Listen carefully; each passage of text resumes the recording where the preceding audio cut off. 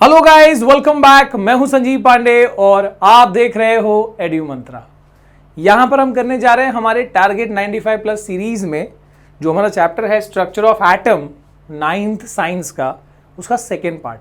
Basically ये part होना चाहिए था पहला, क्योंकि यहाँ पर एक्चुअली हम वो अलग अलग एटॉमिक मॉडल्स का डिस्कशन करेंगे, जैसे थॉमसन का एटॉमिक मॉडल, थॉमसन ने कैसे एटम के बारे में बताया पहले, उसके बाद रुदरफोर्ड का alpha scattering experiment, and then we have Bohr's atomic model. तो वो सब चीज़ें हम यहाँ पर डिस्कस करने वाले। आपके स्कूल के पॉइंट ऑफ व्यू से, एग्जाम पॉइंट ऑफ व्यू से दिस इज़ वेरी इंपॉर्टेंट। और जो हमने पार्ट 1 में करा है वो तो आपके केमिस्ट्री के फाउंडेशन के लिए बहुत इंपॉर्टेंट है। तो ऑब्वियसली उसमें ऐसा नहीं कि सारा जो टेक्स्ट बुक का है वो यहीं पर दिया है मैंने, वहाँ पर भी है, और वो वीडियो देखना बहुत ज़रूरी है। अगर किसी ने पार्ट 1 नहीं देखा है तो भैया वहाँ पर देख लेना, ठीक है। And now let's start. तो यहाँ पर हम अलग अलग एटॉमिक्स मॉडल्स का ही डिस्कशन करेंगे। मतलब आज तो हम जानते हैं कि एटम जो है वो स्पेरिकल होता है, सेंटर में न्यूक्लियस होता है, साइड में इलेक्ट्रॉन्स रिवॉल्व कर रहे होते हैं। सारी कहानी हमको आज पता है, पर ये हमेशा से पता थी क्या हमको? नहीं, है ना। तो जो साइंटिस्ट ने एटम के बारे में बताया, बिकॉज एटम इतने छोटे हैं कि उसको देखा नहीं जा सकता कि भैया वो इलेक्ट्रॉन है, वो देखो वो इलेक्ट्रॉन घूम रहा है, पहला इलेक्ट्रॉन दूसरा इलेक्ट्रॉन, ऐसे नहीं देख सकते। तो साइंटिस्ट लोगों ने कैसे इसके बारे में या क्या क्या चीज़ें यहाँ बताई, वो सब चीज़ें हम डिस्कस करेंगे। Not in that detail, obviously 9th में है हम, ठीक है, बट आगे जाके इसी को आगे डिटेल करते हैं, ठीक है। तो वो सब चीज़ें हम देखने वाले हैं, starting with the Thomson's atomic model, Thomson's model of atom, J Thomson, ठीक है। ये वो बंदे हैं जिन्होंने इलेक्ट्रॉन की डिस्कवरी करी, तो इलेक्ट्रॉन के बारे में जिक्र होगा यहाँ पर ऑफ कोर्स, ठीक है। तो थॉमसन ने, बिकॉज देखो मैं अगेन कह दूं कि हमको एटम के बारे में पता है कि सेंटर में न्यूक्लियस होता है, और जो न्यूट्रॉन्स और प्रोटॉन्स है वो न्यूक्लियस में होते हैं, और जो इलेक्ट्रॉन है, जो नेगेटिव चार्ज है, वो साइड में अराउंड में रिवॉल्व कर रहे होते हैं। बट थॉमसन ने उस वक्त जब एटम के बारे में कुछ पता ही नहीं था, बस इतना पता था कि atom is the smallest invisible indivisible indestructible part of matter. क्या उसके बाद उसके बारे में कुछ और है? तो वो यहाँ पर थॉमसन ने सबसे पहले, ऐसा नहीं कि सबसे पहले, बट थॉमसन का जो एक वाजिब मॉडल है वो हम देख लेते हैं। सो थॉमसन भैया ने कंपेयर किया एटम को वाटरमेलन के साथ, या फिर तुम जो बुक में दिया है, किताब में दिया हुआ है, वो है प्लम पुडिंग या क्रिसमस पुडिंग के साथ, ठीक है। जो क्रिसमस के टाइम पे जो केक आता है ना, बीच बीच में ड्राई फ्रूट्स होते हैं, है ना, तो वैसे उसके साथ कंपेयर किया। सपोज हम वाटरमेलन लेते हैं, कुछ ज़्यादा फर्क नहीं, अंतर नहीं है। So when he compared atom with a watermelon, तो उनका बोलने का मतलब ये था कि एटम जो है वो भी जैसे वाटरमेलन गोला होता है वैसे एटम भी गोला है। सही है भाई। और जैसे वाटरमेलन में ये लाल वाला हिस्सा होता है ना जिसको हम खाते हैं, है ना, रेड एडिबल पार्ट, वैसे ही एटम के अंदर क्या होते हैं, ये पूरा पॉजिटिव चार्ज का बना हुआ स्फीयर होता है। ध्यान देते जाओ, ठीक है। मैं यहां पर लिखते जाता हूं साथ के साथ कि जैसे एटम के अंदर रेड एडिबल पार्ट होता है, ठीक है, पहला चीज यही है, रेड एडिबल स्फीयर वाटरमेलन में जैसा होता है, वैसे ही एटम के अंदर क्या है, पॉजिटिवली चार्ज्ड स्फीयर है एटम, ठीक है। और जैसे वाटरमेलन में, दूसरी चीज, जैसे वाटरमेलन में ये जो काले काले सीड्स होते हैं बीच बीच में कहीं पर, वैसे ही एटम के अंदर जो है इलेक्ट्रॉन्स होते हैं बीच बीच में कहीं पर। तो जैसे यहां पर ब्लैक सीड्स आर एम्बेडेड, ठीक है, बीच बीच में सीड्स होते हैं, वैसे ही एटम के अंदर नेगेटिवली चार्ज्ड इलेक्ट्रॉन्स होते हैं बीच बीच में कहीं पर, ठीक है। बस ऐसा कंपैरिजन किया था, लेकिन बहुत सारी फैक्चुअल बातें भी बताई थी, बहुत सारी इंपॉर्टेंट बातें भी बताई थी, वो हम देख लेते हैं, ठीक है। तो सबसे पहली बात, थॉमसन प्रपोज्ड दैट, ठीक है, अब मैं इसको हटा दूं। So Thomson proposed that an atom consist of positively charge sphere. Atom जो है वो एक्चुअली एक पॉजिटिवली चार्ज स्फीयर है, और जैसे वाटरमेलन का ये रेड एडिबल स्फीयर है, और जैसे इसके अंदर सीड्स है, वैसे एटम के अंदर क्या है, electrons are embedded in between them, ठीक है, बीच बीच में कहीं कहीं पर इलेक्ट्रॉन्स का लोकेशंस है। वैसे एटम क्या है, एटम एक पूरा पॉजिटिव स्फीयर है। क्या कह रहे हैं थॉमसन, वो बता रहा हूं। एटम एक पॉजिटिव स्फीयर है, पॉजिटिव चार्ज का बना हुआ पूरा एक स्फीयर है, और उसमें जैसे यहां पर सीड्स होते हैं बीच बीच में, वैसे ही वहां पर भी इस पॉजिटिव स्फीयर के अंदर भी बीच बीच में क्या है, इलेक्ट्रॉन्स है, नेगेटिवली चार्ज इलेक्ट्रॉन्स। किसने बताया इलेक्ट्रॉन के बारे में, थॉमसन, डिस्कवरर। ठीक है, इसके बाद negative and positive charges are equal in magnitudes, so atom are whole as a whole is electrically neutral। तो जाहिर सी बात है, हमको पता है कि जो मैग्नीट्यूड, जो इलेक्ट्रॉन और प्रोटॉन्स की, वैसे हमको थ्योरी पता है हर एटम में जितने इलेक्ट्रॉन्स होते हैं उतने प्रोटॉन्स होते हैं, वो सब हमने डिस्कस कर लिया हुआ है। यहां पर क्या बताया थॉमसन ने कि जो टोटल नेगेटिव चार्ज की जो मैग्नीट्यूड होती है, जो टोटल नेगेटिव चार्ज को आप सम अप कर लो और टोटल पॉजिटिव चार्ज को सम अप कर लो किसी एटम में, तो वो क्या होते हैं, that number is equal, that magnitude is equal, hence, है ना, मान लो +2 -2 क्या हो गया, कैंसिल हो गया, है ना। So total magnitude of negative charge is equal to total magnitude of positive charge.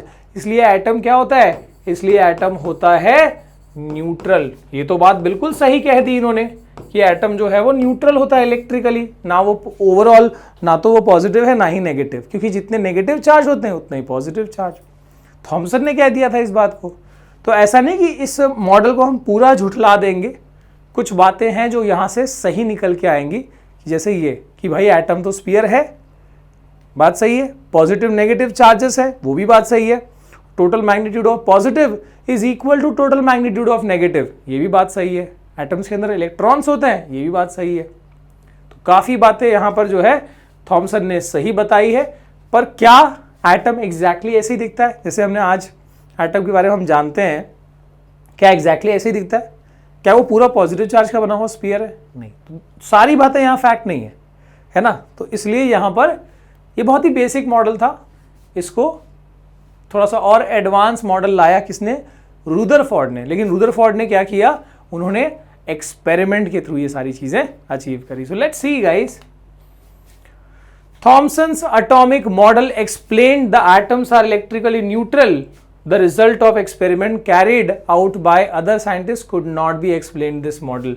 तो अब यहां पर लिमिटेशन क्या आएगी, थॉमसन मॉडल की जो लिमिटेशन है वो क्या है, तो बड़ी लिमिटेशन यही है कि एटम के बारे में जो एक्सपेरिमेंट्स करे थे काफी साइंटिस्ट लोगों ने, जैसे रुदरफोर्ड ने जो अल्फा पार्टिकल स्कैटरिंग एक्सपेरिमेंट करा था, वो यहां पर एक्सप्लेनेशन नहीं हो पा रहा था, इसलिए ये 100% इस मॉडल को एक्सेप्ट नहीं करा गया। लेकिन कुछ बातें यहां से जरूर सही निकल के आई हैं, ठीक है। सो अगर नेक्स्ट मॉडल, जब इसके ऊपर वाला मॉडल आया दूसरा वाला, तो वो और एडवांस था, क्या था उसमें, let's see. So it is Rutherford model of atom. Rutherford ने एटम के बारे में जब बताया तो वो ऐसे ही बस सिर्फ बताया नहीं, बहुत सारे एक्सपेरिमेंट के थ्रू उस चीज को एक्सप्लेन करा।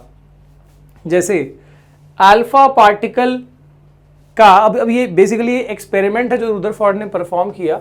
सो it is Rutherford's alpha particle scattering experiment, alpha particle scattering experiment. Sir ये क्या है पूरा सेटअप, तो मैं आपको आराम से बताता हूं। सबसे पहले ये बात कि रुदरफोर्ड ने अपने मतलब मॉडल को, एटम के मॉडल को एक्सप्लेन करने के लिए, एटम के बारे में, उसके स्ट्रक्चर के बारे में एक्सप्लेन करने के लिए क्या लिया, एक गोल्ड फॉइल लिया, ठीक है, gold foil. Sir gold foil ही क्यों लिया एटम के बारे में जानने के लिए, क्या गोल्ड का ही एटम स्टडी करना था, क्या ऐसा नहीं है। एक्चुअली क्या होता है कि जब हम बात करते हैं गोल्ड फॉइल की, तो गोल्ड फॉइल का ना सबसे खासियत यही है, थिन होता है। सर एल्यूमिनियम फॉइल भी तो थिन होता है, बिल्कुल सही है, एल्यूमिनियम फॉइल भी थिन होता है, जिसमें हम रोटी लपेटते हैं वो भी थिन होता है, लेकिन उससे भी काफी गुना ज्यादा जो थिकनेस है उसको कम किया जा सकता है, किसमें, गोल्ड फॉइल में। क्यों सर, क्योंकि गोल्ड क्या होता है, हाईली डक्टाइल एंड मैलिएबल। सुना ना तुमने, हाईली मैलिएबल।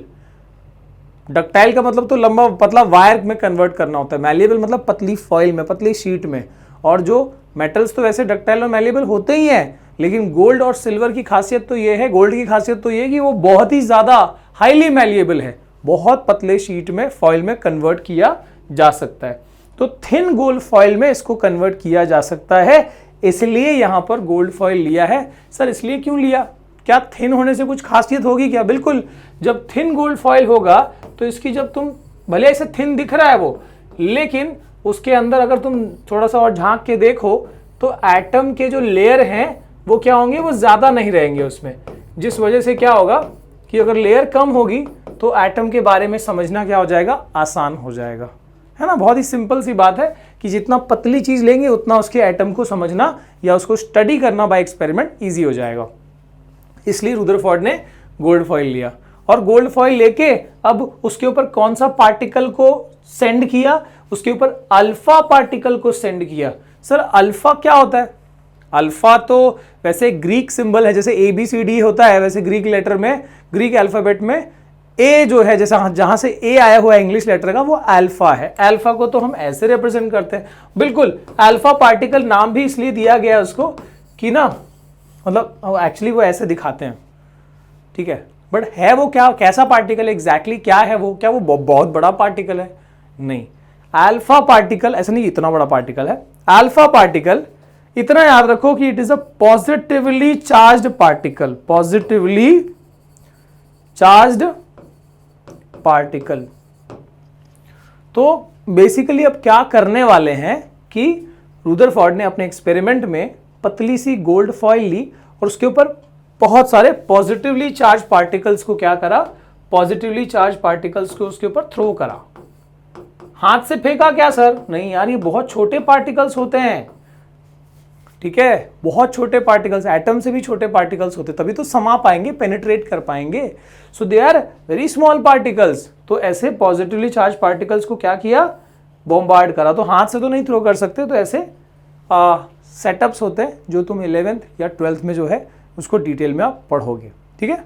तो ऐसे अल्फा पार्टिकल्स को बॉम्बार्ड करा, या फिर ये कहो तो वहां पर शूट करा, किसके ऊपर, ये जो गोल्ड फॉइल है, ठीक है, पतले gold foil, thin gold foil के ऊपर, ठीक है, ताकि जो कुछ एटम की लेयर है उसमें से वो गोल्ड फॉइल जो अल्फा पार्टिकल है वो वहां से जैसे भी निकले या जो भी बिहेव करे, उसी बिहेवियर को क्या करा जाएगा, उसी बिहेवियर को नोटिस करा जाएगा और उसी से एटम का अंदाजा लगाया जाएगा, या फिर रुदरफोर्ड ने उसी से एटम का अंदाजा लगाया। सर ये ग्रीन वाली क्या चीज दिखाई है यहाँ पर, ये चाहे जो भी कलर दिया हो, but it is a fluorescent screen. Alpha particle ऐसा तो नहीं कि दिखेगा हाँ ये जा रहा है अल्फा पार्टिकल, तो वो जहां भी जाएगा फ्लोरोसेंट स्क्रीन पे वहां पर क्या बन जाएगा, स्पॉट बन जाएगा, निशान दिखेगा कि हाँ यहाँ पर अल्फा पार्टिकल आया है। इसलिए फ्लोरोसेंट स्क्रीन जो है वो रखा गया ताकि डिटेक्ट हो सके, डिटेक्टर की तरह रखा गया उसको। सो वो हमारे एक्सपेरिमेंट में इतना इंपॉर्टेंट रोल प्ले नहीं करता डिटेक्ट करने के, लेकिन उसी का यूज होगा, ठीक है। जिंक सल्फाइड की स्क्रीन होती है वो। फिलहाल वो सब जान दो, तुमको ध्यान देना यहाँ पर इस वाले पार्ट में कि जितने अल्फा पार्टिकल यहाँ से भेजे गए उसमें से वो पार्टिकल्स कैसे बिहेव करे, क्या सीधे निकल गए या कहीं यहाँ वहाँ गए, और उससे क्या कंक्लूजन निकाला रुदरफोर्ड बाबू ने, वो हम यहाँ पर देखने वाले हैं। चलो लेट्स स्टार्ट। ओहो क्या बात है, सारी चीज आ गई यहाँ पर, तो एक ही बार में आ गई। तो फिलहाल यहाँ पर ना देखें, फिलहाल जो है अभी यहाँ पर देखें, ठीक है। क्या है देखो, ये थिन गोल्ड फॉइल, थिन है तभी भी देखो कितने एटम के लेयर दिखा रहे हैं यहाँ पर। तो ये गोल्ड फॉइल का ऐसे समझो ऐसे रखा हुआ है, और अब इसकी ये जो पतलापन है वो यहाँ पर है, और उसी में देखो कितने एटम के लेयर है। और अल्फा पार्टिकल जो यहाँ से आ रहा है, देखो यहाँ से अल्फा पार्टिकल जो आ रहा है, जो पॉजिटिव पार्टिकल, वो देखो कुछ पार्टिकल तो सीधे निकल गए, ऐसे डायरेक्ट निकल गए बिना किसी से डरे, डायरेक्ट आ गए। कुछ पार्टिकल्स है जो यहाँ वहाँ बेंड हो गए, तिरछे विरछे थोड़ा सा यहाँ वहाँ क्या हो गए, बेंड हो गए। And there are some particles जो क्या हुए, देखो बाउंस होके पीछे की तरफ, ठीक है। और देखो ये तो बिल्कुल बाउंस होके यहाँ से चला गया, देखो आया और सीधे टकरा के डायरेक्ट रिटर्न, ठीक है। तो ऐसा बिहेवियर जो अल्फा पार्टिकल्स का था, उससे क्या बातें निकल के आई एटम के बारे में, वो देखते हैं। सबसे पहले ऑब्जर्वेशन। सर ये मत देखना, ऑब्जर्वेशन देखना। क्या ऑब्जर्वेशन थी, क्या ऑब्जर्वेशन रिकॉर्ड करी अल्फा जो हमारे रुदरफोर्ड बाबू थे उन्होंने। तो पहला ऑब्जर्वेशन ये था कि most of the fast moving alpha particle passed straight through the foil.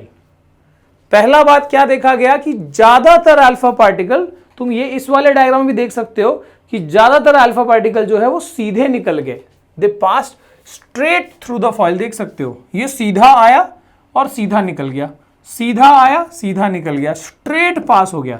तो यही देखा गया पहली पॉइंट में कि most of the alpha particle passed straight through the foil. ठीक है, मतलब कुछ भी डिफ्लेक्शन नहीं, एज इफ कि बीच में कुछ है ही नहीं यहां पर। इस तरीके से यहां पर अल्फा पार्टिकल जो है वो सीधे पास हो जा रहे हैं। ठीक है, तो ये पहला ऑब्जर्वेशन रिकॉर्ड करा रुदरफोर्ड ने। ठीक है, एटम के बारे में क्या हुआ वो तो हम देखेंगे, पहले ये देख लो क्या क्या देखा गया। सेकेंड ऑब्जर्वेशन क्या था, some of the alpha particle were deflected by the foil by small angles. कुछ अल्फा पार्टिकल, ठीक है, तुम देख सकते हो, there are some alpha particles which deflected from the, देखो यहां पर ये अल्फा पार्टिकल आया, छोटे थोड़े से एंगल से ये क्या हो गया, डिफ्लेक्ट हो गया। ओके, मैं और ड्रॉ कर देता हूं, इसमें कम दिखाएगा। तो कुछ अल्फा पार्टिकल जो है वो थोड़े बड़े एंगल से डिफ्लेक्ट हुए।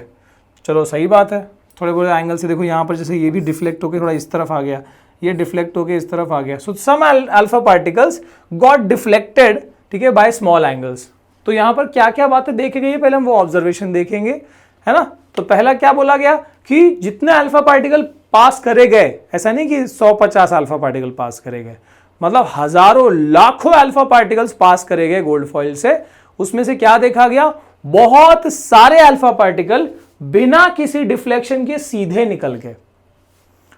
कुछ अल्फा पार्टिकल थोड़ा मोड़ा बेंड होके इधर उधर से, जैसे यहां बेंड हुए, टकराए, इधर हो आगे, इधर थोड़ा सा बेंड होके ऐसे आ गए, ये बेंड होके यहां जा रहे हैं। तो कुछ अल्फा पार्टिकल्स थोड़े मोड़े एंगल से बेंड हुए।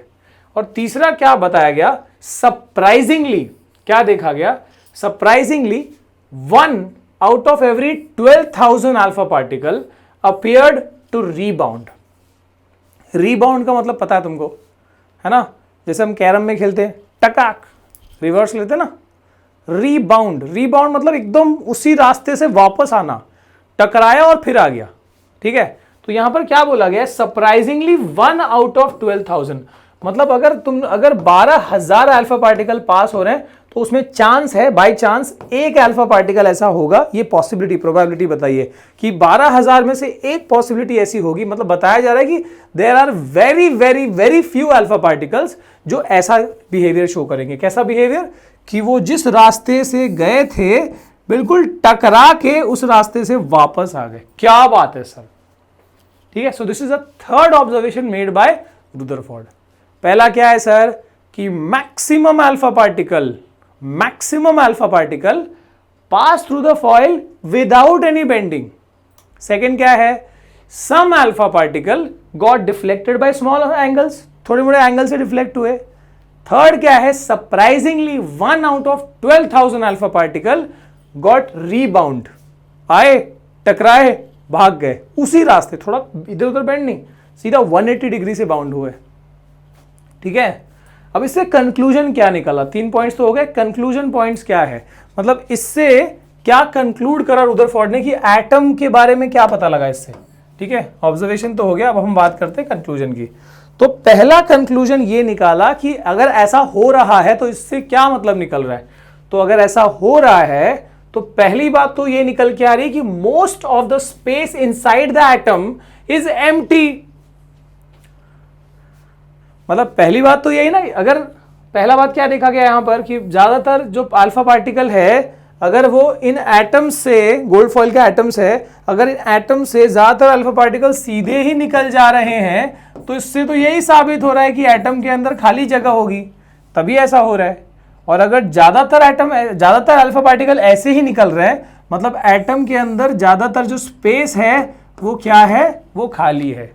इससे ये कंक्लूजन निकाला। ठीक है, तो पहला कंक्लूजन तो ये है कि most of the space inside the atom is empty because most of the alpha particles pass through the foil without getting deflected, है ना। अगर ज्यादातर अल्फा पार्टिकल सीधे निकल जा रहे हैं, मतलब सीधी सी बात है कि एटम के अंदर ज्यादातर स्पेस क्या है, खाली है। सेकेंड कंक्लूजन क्या है, very few particles were deflected from their path. ठीक है, सम पार्टिकल्स यहां देखा गया ना, सेकंड चीज क्या दिखेगी, फ्यू अल्फा पार्टिकल्स डिफ्लेक्टेड, यहां वहां बेंड हो गए थोड़े से, deflected from their path, indicating that the positive charge of the atom occupies very little space. तो इससे क्या पता लग रहा है, इससे क्या पता लग रहा है कि पॉजिटिव चार्ज जो है वो एटम के अंदर बहुत कम स्पेस में है। सर इससे कैसे पता चला कि पॉजिटिव चार्ज कम स्पेस में है, तुम खुद ही समझो कि अल्फा पार्टिकल क्या है। अल्फा पार्टिकल खुद एक पॉजिटिव पार्टिकल है, और अगर कोई पॉजिटिव पार्टिकल आके और बेंड होके जा रहा है थोड़े मोड़े एंगल से, इसका मतलब ये है कि वो ज़रूर किसी न किसी पॉजिटिव से ही के आसपास ही वो एनकाउंटर हुआ होगा, क्योंकि एक पॉजिटिव को दूसरा पॉजिटिव ही क्या कर सकता है, रिपेल कर सकता है ना। लाइक चार्ज ही रिपल्शन होती है। तो यहाँ पर जो ये बेंडिंग हो रही है थोड़ी मोड़ी, इससे क्या पता लग रहा है कि शायद ये जो अल्फा पार्टिकल है, ये भले हमको नहीं पता, लेकिन शायद ये किसी पॉजिटिव चार्ज से ही बेंड हुआ। पर क्योंकि यहाँ पर ये कहा गया था कि ये जो डिफ्लेक्शन है, जो थोड़ी मोटी डिफ्लेक्शन हुई है स्मॉल एंगल से, इसके लिए कितने अल्फा पार्टिकल, ज़्यादा पार्टिकल्स थे क्या? नहीं, सम अल्फा पार्टिकल्स। तो मतलब एटम के अंदर कहीं ना कहीं पॉजिटिव चार्ज है जिसकी वजह से डिफ्लेक्शन हो रहा है ना। और क्योंकि कुछ अल्फा पार्टिकल डिफ्लेक्शन कर रहे हैं, इसलिए वो एटम के अंदर बहुत कम ऐसा स्पेस है जहां पर वो पॉजिटिव चार्ज होंगे। इस बात को समझ लो, समझो क्या बताया जा रहा है। पहली चीज, कैसे देखो साइंटिस्ट लोग कैसे अपने दिमाग का या कैसे अपनी लॉजिक को यूज करते हैं, कि पहला क्या देखा गया है कि बहुत सारे अल्फा पार्टिकल सीधे निकल गए, आए मतलब देख ही नहीं रहे गोल्ड फॉइल है, सीधा पास होके निकल गया। इससे क्या पता लग रहा है कि अगर ज़्यादातर अल्फा पार्टिकल ऐसे कर रहे हैं, मतलब एटम के अंदर स्पेस ज़्यादातर क्या है, खाली है। क्योंकि ऐसा नहीं कि एक ही लेयर है यार, कई लेयर है, फिर भी अगर एटम मतलब अल्फा पार्टिकल ऐसे निकल जा रहा है, मतलब एटम का ज़्यादातर स्पेस कैसा है, खाली है। पहली चीज़ निकल गई। सेकेंड पॉइंट क्या बोला गया था कि कुछ अल्फा पार्टिकल इधर उधर बेंड कर रहे हैं, तो उसके लिए कंक्लूजन क्या बोला कि बेंड क्यों कर रहे हैं, क्योंकि पॉजिटिव अल्फा पार्टिकल पॉजिटिव है और वो डिफ्लेक्ट करेंगे तो वो दूसरे पॉजिटिव की वजह से ही कर रहे होंगे। तो इसका मतलब क्या है कि एटम के अंदर जो पॉजिटिव चार्ज है वो वो कहीं ना कहीं प्रेजेंट है, पर क्योंकि few particles are showing such kind of bending, इसका मतलब वो बहुत कम स्पेस के अंदर वो पॉजिटिव पार्टिकल है। ठीक है, सेकेंड कंक्लूजन निकाल दिया। थर्ड क्या बोला गया है, a very small fraction of alpha particles were deflected by 180 degree, है ना, वो रीबाउंड जो हमने कहा है कि, और वो कितने पार्टिकल्स हो रहे थे, 12,000 में से एक की चांस है ऐसा होगा कि जो 180 डिग्री से रीबाउंड कर रहे हैं। तो इसका मतलब क्या है, indicating that the positive charge and the mass of gold foil were concentrated in very small volume within the atom. मतलब क्या बताया गया कि एटम का अगर रीबाउंड हो रहा है, समझो मैं भाग के आ रहा हूं और कोई बंदा खड़ा है, यहां पर एक बंदा खड़ा मान लो, भाग के आ रहा हूं, ये भाग के आया और टकरा, बहुत तेज भाग रहा हूं, मैं यहाँ स्लोमो दिखा रहा हूं क्योंकि यहाँ पर जगह नहीं है, मैं बहुत तेज भाग रहा हूं। तो ये भाग रहा हूं मैं, और इतनी तेज से भाग के आया और टकरा के उस बंदे से मैं वापस पीछे आ गया, वापस पीछे की तरफ गिर गया अगर मान लो, तो बंदे के अंदर कितना ताकत होगा, कितना वजन होगा उसके अंदर, कितना हैवी होगा, है ना, टकरा के वापस चला गया। तो यहां यही बताया जा रहा है कि अगर ऐसा हो रहा है कि 12,000 में से एक अल्फा पार्टिकल ऐसा है जो टकरा के वापस जा रहा है, मतलब एक पॉजिटिव चार्ज जो है अगर वो रिपेल मतलब टकरा के बैक जा रहा है, इसका मतलब वो एटम के अंदर वो जिससे टकराया होगा ऑब्वियसली वो पॉजिटिव चार्ज होगा, जिसकी वजह से ये छोटी मोटी डिफ्लेक्शन हो रही थी। पर यहां रीबाउंस क्यों हुआ, क्योंकि एकदम सेंटर से टकराया होगा, एकदम हेड ऑन कॉलिजन हुआ होगा, तिरछा इधर उधर नहीं टकराया, एकदम सीधे टकराया, एकदम बीच में आके टकराया होगा। और टकरा के वापस जाने का मतलब ये कितना हैवी होगा, मतलब एटम के अंदर जिस पार्ट से ये टकराया है अल्फा पार्टिकल वो कितना हैवी होगा। सो जो पॉजिटिव चार्ज है उसकी वजह से रिपल्शन हो रहा है और वो मास भी उसके अंदर बहुत सारा है। मतलब ये बोला गया कि एटम के अंदर एक बहुत छोटा सा स्पेस ऐसा है जहां पर सारा पॉजिटिव चार्ज भी है और सारा मास भी है एटम का। बहुत छोटा सा कैसे बता पा रहे हैं, क्योंकि ज़्यादातर स्पेस तो खाली है एटम का, और हेड ऑन कॉलिजन होने के लिए बस 12,000 में से एक अल्फा पार्टिकल ऐसा कर रहा है, मतलब अल्फा पार्टिकल मतलब एटम के अंदर का वो जो पार्ट है जहां से ये हुआ है जिस वजह से, वो बहुत छोटा है। ठीक है, समझ में आ गया। मतलब क्या क्या कंक्लूजन निकाला यहां पर, एटम मैक्सिमम खाली है, मैक्सिमम खाली है। ठीक है, दूसरी बात, एटम के अंदर बहुत छोटा स्पेस ऐसा है जहां पॉजिटिव चार्ज है। तीसरी बात, एटम के अंदर बहुत छोटा ऐसा स्पेस है जहां पर सारा मास और सारा पॉजिटिव चार्ज है ना। सेकंड क्या बताया गया था, पॉजिटिव चार्ज है। Positive charge of the atom occupies at very little space, बहुत कम स्पेस में पॉजिटिव चार्ज है। पर यहाँ पर ये पता लग गया कि तीसरे पॉइंट में कि अगर बहुत कम पार्टिकल्स हेड ऑन कोलिजन करके जा रहे हैं, मतलब सारा मास एटम का और सारा पॉजिटिव चार्ज एक छोटे से पॉइंट में है। अब तुम खुद सोचो लॉजिकली, कोई साइंटिस्ट की जरूरत नहीं है, तुम खुद सोचो कि अगर एटम स्पेरिकल है तो वो छोटा सा पॉइंट लॉजिकली सिमेट्रिकली कहाँ होना चाहिए, सेंटर में। मतलब एटम का सारा पॉजिटिव चार्ज और सारा मास इस छोटे से पॉइंट में लोकेटेड है, बाकी सब जगह क्या है, खाली है। अब इससे क्या कंक्लूजन निकला फाइनली वो देखते हैं। मतलब फाइनली अब क्या बताया गया एटम के बारे में, ठीक है, रुदरफोर्ड ने क्या बताया वो देखते हैं। Yes, on the basis of his experiment Rutherford put forward nuclear model of atom. Nuclear model मतलब न्यूक्लियस के बारे में यहां बताया गया। रुदरफोर्ड इज अ डिस्कवरर, या ये कह सकते हो कि न्यूक्लियस के बारे में किसने बताया पहली बार, तो रुदरफोर्ड थे। तो न्यूक्लियर मॉडल जो है एटम का वो रुदरफोर्ड ने इंट्रोड्यूस करा। जो फैक्ट है हम जानते हैं कि एटम के सेंटर में न्यूक्लियस होता है। So who discovered nucleus, Rutherford, याद रखना, ठीक है। तो न्यूक्लियर मॉडल ऑफ एटम जो है वो इंट्रोड्यूस करा। क्या क्या पॉइंट्स थे यहाँ पर, there is a positive charge center in an atom called the nucleus, ठीक है। एटम में, ठीक है, पॉजिटिव चार्ज का सेंटर है जिसको क्या बोलते हैं, जिसको न्यूक्लियस बोलते हैं, ठीक है, मान लो ये। और क्या बोला गया है, nearly all the mass of the atom reside in the nucleus. Atom का लगभग सारा मास कहां पर होता है, उसी न्यूक्लियस के अंदर होता है। So this is the nucleus, ठीक है। सर ये क्या है, पता लगेगा। The electrons revolve around the nucleus, मतलब इससे पहले तो थॉमसन बाबू ने बता ही दिया था कि इलेक्ट्रॉन्स एग्जिस्ट करते हैं।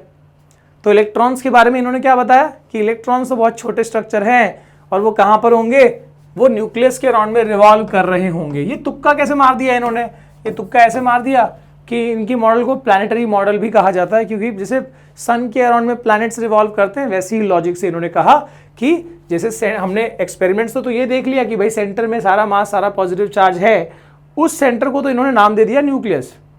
और जो इलेक्ट्रॉन के बारे में जो थॉमसन ने बताया था उसके बारे में क्या कर दिया इन्होंने, बोला कि ये पॉजिटिव चार्ज के आसपास में ये नेगेटिव चार्ज जो है इलेक्ट्रॉन ये घूमते हैं, ठीक है।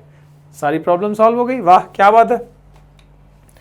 और वो भी कैसे, वेल डिफाइंड ऑर्बिट्स में, अपनी अपनी ऑर्बिट्स में, ठीक है। The size of nucleus is very small. और क्या बताया गया कि न्यूक्लियस की साइज बहुत छोटी है as compare to atom. Third वाले पॉइंट से तो हमको बात क्लियर हो गई थी कंक्लूजन में कि जो न्यूक्लियस की साइज है तब भी बहुत काफ़ी बड़ा दिखाया है इसमें न्यूक्लियस।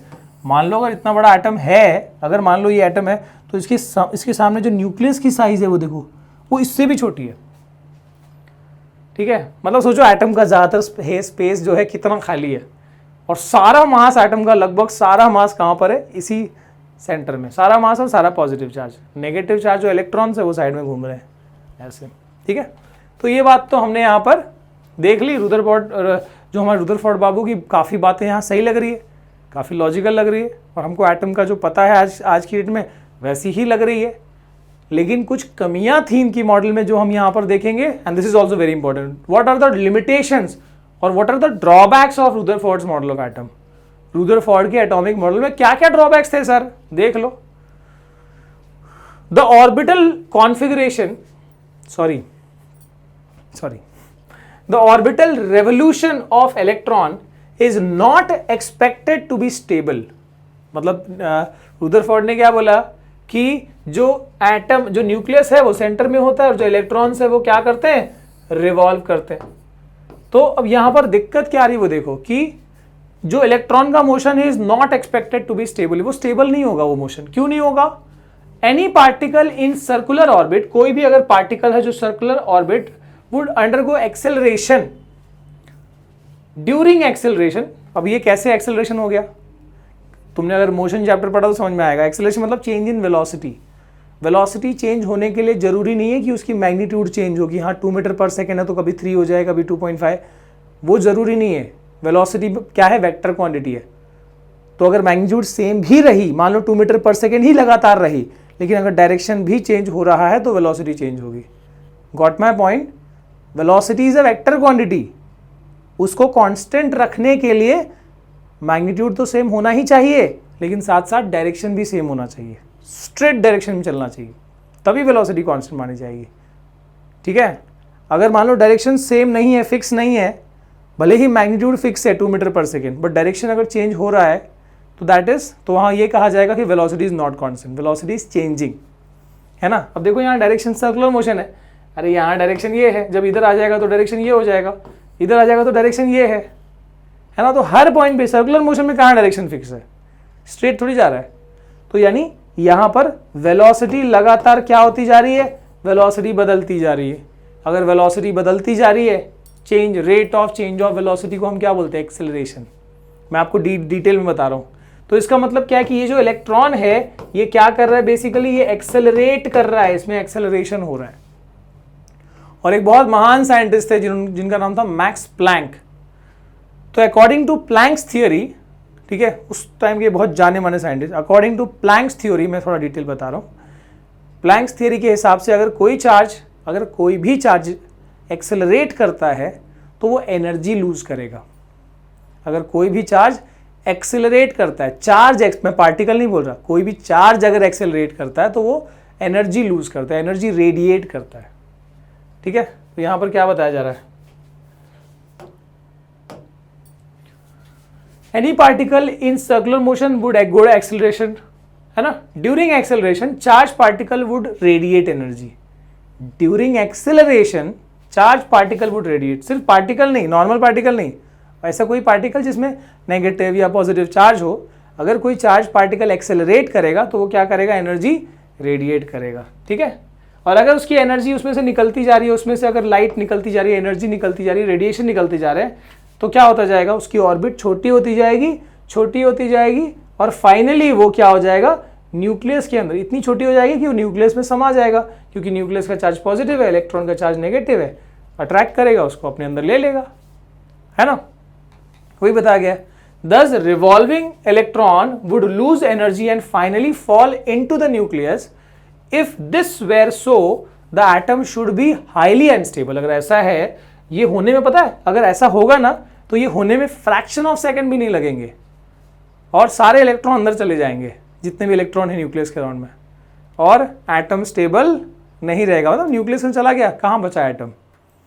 ठीक है, लेकिन फिर भी हमको पता है एटम्स आर क्वाइट स्टेबल, ऐसा कुछ भी नहीं होता, है ना। तो इस चीज़ को, इस कॉन्सेप्ट को, इस प्लैंक थियरी की वायलेशन को कौन नहीं एक्सप्लेन कर पाया, रुदरफोर्ड अपने इस वाले गलती को एक्सप्लेन नहीं कर पाए। हालांकि बहुत सारी बातें सही बताई है बंदे ने, थोड़ा सैल्यूट तो बनता है, ठीक है, लेकिन इस थ्योरी को एक्सप्लेन नहीं कर पाए। And hence matter would not exist in the form that we know that atoms are quite stable. हमको ये पता है एटम स्टेबल होते हैं, तो इसका मतलब रुदरफोर्ड ने इस कॉन्सेप्ट को नहीं समझा पाए कि अगर ये चार्ज पार्टिकल एक्सेलरेट कर रहा है तो ये एनर्जी लूज करके न्यूक्लियस में क्यों नहीं समा जा रहा, है ना। वी नो दैट कि एटम्स आर स्टेबल, ऐसा क्यों नहीं हो रहा, तो इसको एक्सप्लेन नहीं कर पाए। और इस चीज को सेटिस्फाई करा एक और साइंटिस्ट जिनका नाम है Niels Bohr. Bourse atomic model.